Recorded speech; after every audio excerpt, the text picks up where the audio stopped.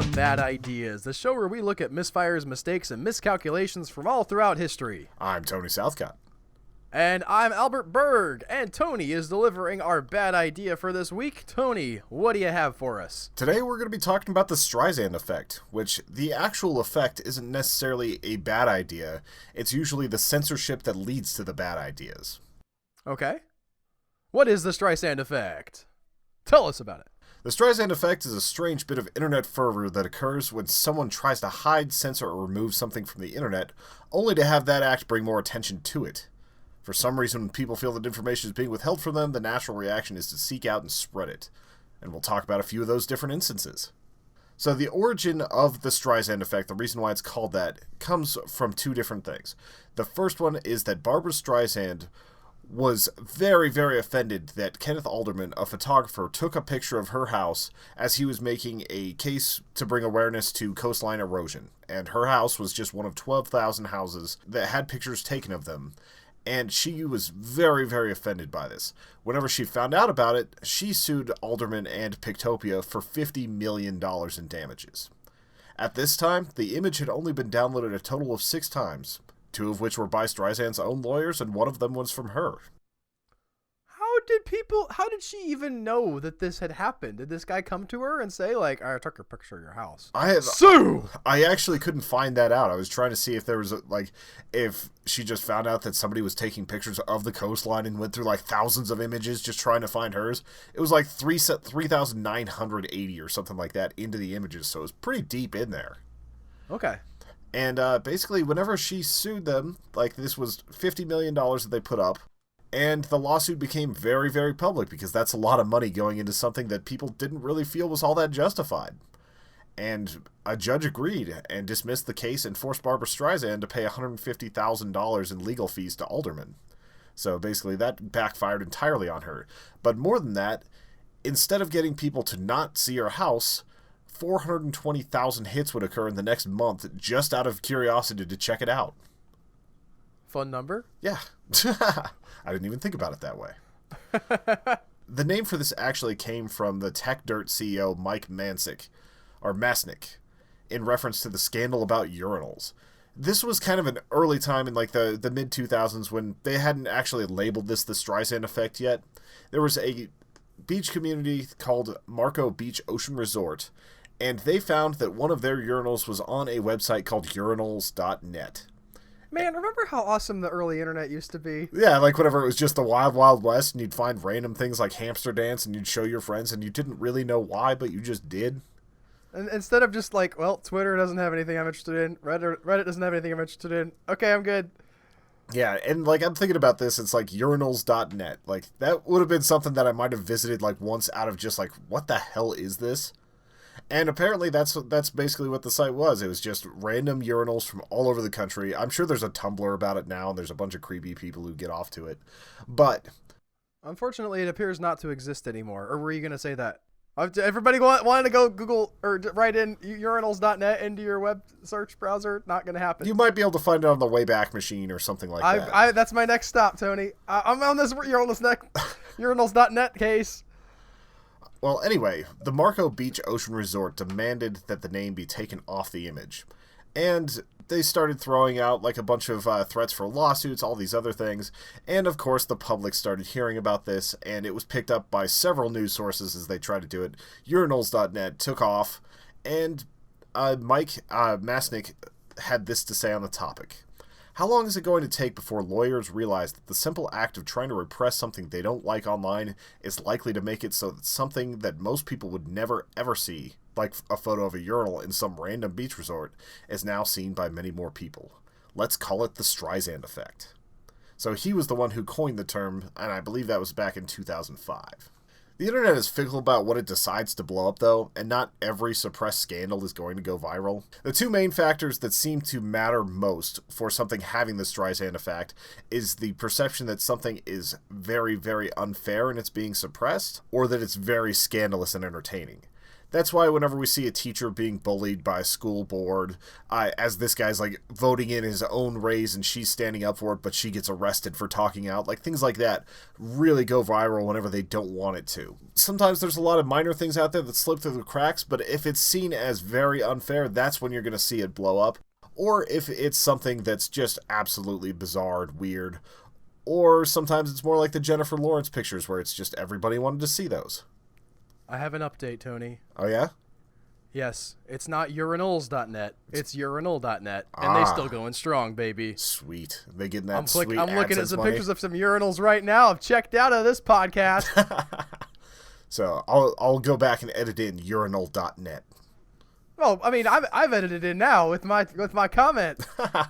But anyway, there are a lot of these that have been happening in recent years. I don't know if many people actually remember the Oatmeal anymore. For like from 2005 to 2011, it seemed like it was the most prominent like webcomic out there. Now nobody I talked to has heard of it, which is really weird to me. But they had a huge kerfuffle with a site called Funnyjunk, in which he harnessed the Streisand Effect to attack the content sharing site. Funnyjunk was basically like an E-Bombs World or one of those other ones where they just took images, posted it, and people could share it around. Matt Inman, who is the creator of the Oatmeal, decided that he didn't want them to be able to infringe on his copyright.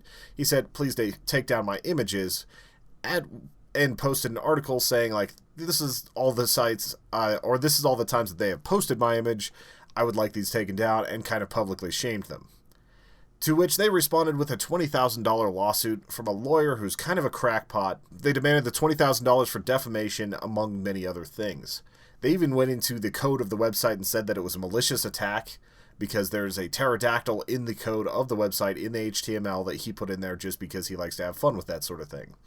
And they said that that was a direct attack on Funnyjunk, which is absolutely absurd.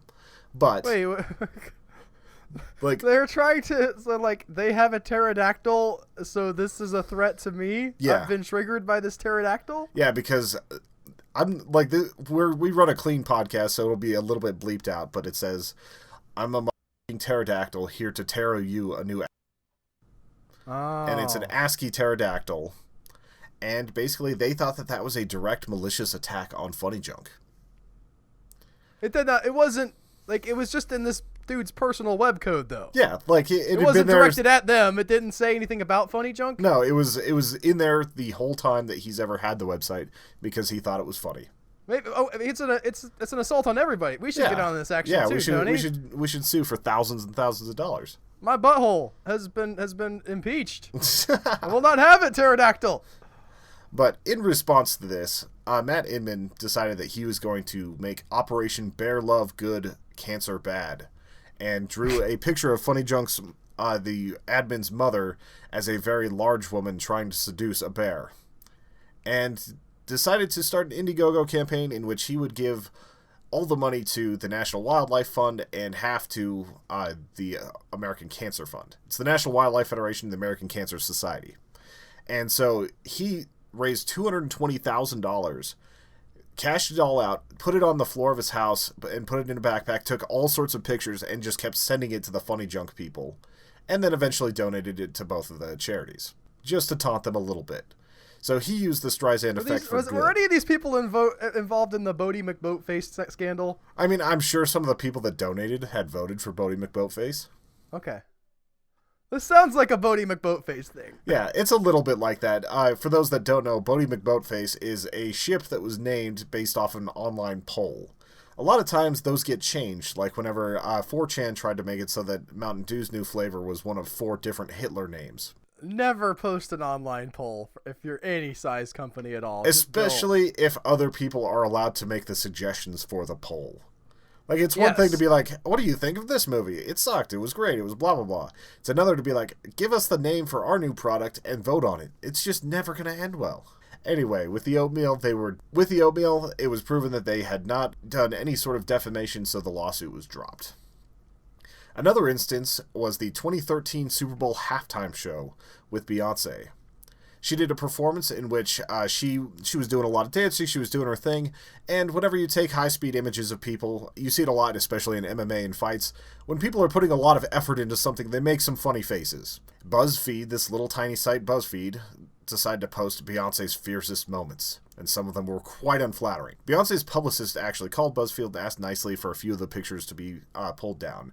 It was a very polite email from what I saw. It was basically like, we think that you guys have some better pictures of her. Could you please pull down image 11, 3, and like just a couple other ones?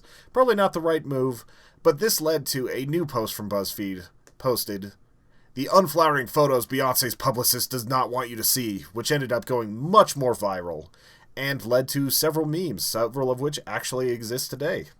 Things where Beyonce's got like her super intense face while she's hulking out or doing Olympic weightlifting or various other things. Another halftime related incident of the Streisand Effect was Nipplegate. Yeah.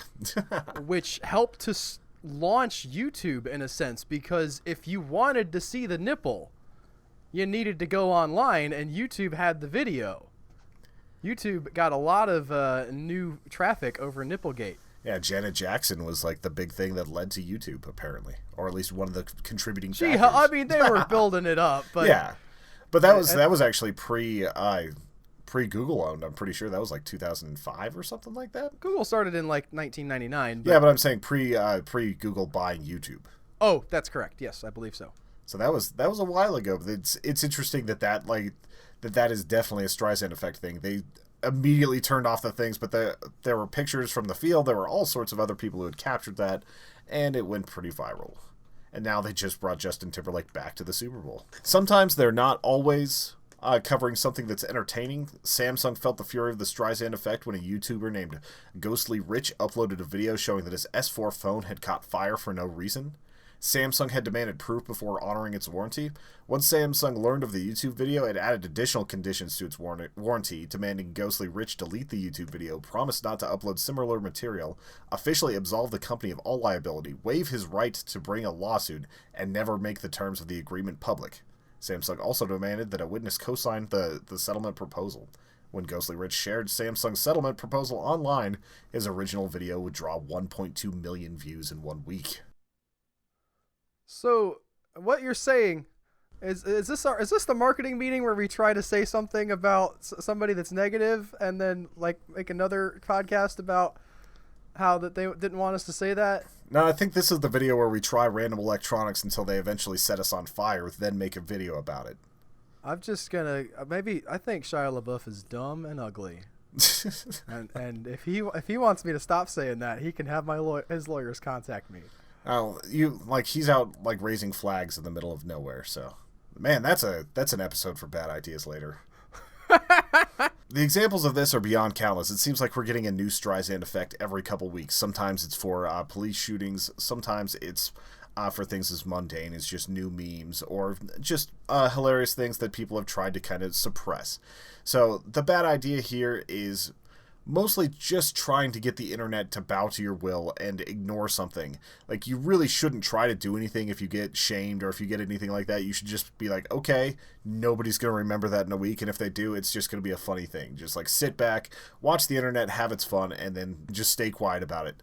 Like, the only way to kill a meme is basically to embrace it. It's part of the reason why Rickrolling isn't as big of a thing anymore. Like, once Rick Astley actually Rickrolled the Thanksgiving Day parade, that was kind of over. It was kind of done with. Like, you really kind of just have to let things play themselves out, and if you try to hide it, it's only going to get worse for you. The Fine Brothers are proof that internet outrage will run its course, and you'll probably be fine if you just let it roll over. Yeah, like, that's, for anybody wondering about that, the React videos and them trying to, like, trademark React and all this other stuff, it was absolutely ridiculous. But, like, they aren't doing too bad now. They lost a few million subs, and then they slowly brought them back. Yes, and I think they actually did a mistake by apologizing. I think 90% of the time you just move on. Yeah. You don't even acknowledge that anybody's mad about anything. Just say, I mean, that was a bad one, and keep making other videos. I mean, think about all the companies we've talked about on here that made awful pharmaceuticals and stuff that are still around. They just kept on trucking. Yep. So anyway, that'll do it for Bad Ideas this week. I would like it if you guys would actually tweet us or put in the comments your favorite Streisand Effect moments. It would be great if you could do that. That's either on the YouTube at youtube.com/humanechoes or at humanechoes on Twitter. Once again, you can also find Al and I at tsouthcott, TSOUTHCOTTE, and Al at Albert_Berg, BERG. That's like an iceberg. Yeah. Also, check out our Patreon. $2 a month can get you postcards and all sorts of stuff while supporting this show. $5 a month gets you pins, all sorts of other cool stuff, and access to content early. Hope you guys have an excellent week, and we will be back with more bad ideas.